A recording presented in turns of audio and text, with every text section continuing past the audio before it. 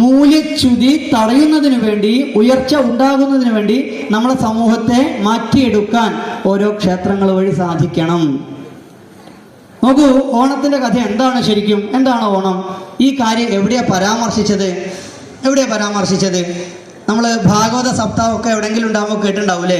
ഭാഗവത സപ്താഹമുള്ള സ്ഥലങ്ങളിലൊക്കെ നമ്മൾ പോകാറുണ്ട്, നാമം ജപിക്കാറുണ്ട്, കീർത്തനം പാടാറുണ്ട് ഒക്കെ ഉണ്ട്. എന്നാൽ ഈ ഭാഗവത പുരാണം 18 പുരാണങ്ങളിൽ ഒന്നാണ് ഭാഗവത പുരാണം. ആരാ 18 പുരാണങ്ങൾ എഴുതിയത്? വേദവ്യാസരാണ്. വേദവ്യാസ മഹർഷിയാണ് 18 പുരാണങ്ങളും എഴുതിയത്. ഈ 18 പുരാണങ്ങളും പഠിച്ചു കഴിഞ്ഞാൽ, വായിച്ചു കഴിഞ്ഞാൽ നമുക്ക് മനസ്സിലാവുന്ന ഒരു കാര്യം ഒരു സുഭാഷിതം പോലെ പറഞ്ഞിട്ടുണ്ട്. അഷ്ടാദശ പുരാണേഷു വ്യാസസ്യ വചനദ്വയം പരോപകാര പുണ്യായ പാപായ പരപീഡനം. അഷ്ടാദശ പുരാണേഷു, ബഹുവചന, അഷ്ടാദശ പുരാണങ്ങളിലും വ്യാസസ്യ വചനദ്വയം, 18 പുരാണങ്ങളിലും ഒരു അന്തസത്ത എന്നുള്ള രീതിയിൽ എന്താണ് ഭഗവാൻ വേദവ്യാസരുടെ വചനദ്വയം, 2 വാക്കുകൾ പ്രത്യേകമാണ്. എന്താണ്?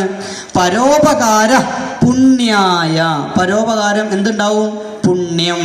പാപായ പരപീഡനം. പരപീഡനം, മറ്റുള്ളവരെ ഉപദ്രവിക്കുക എന്താ? പാപം മാത്രമേ കിട്ടുള്ളൂ അല്ലേ? ഇത്തരം പുരാണങ്ങളും കാര്യങ്ങളൊക്കെ നമ്മളെ കുട്ടികൾക്ക് മനസ്സിലാവണമെങ്കിൽ ഉള്ള വേദി ഉണ്ടാകണം.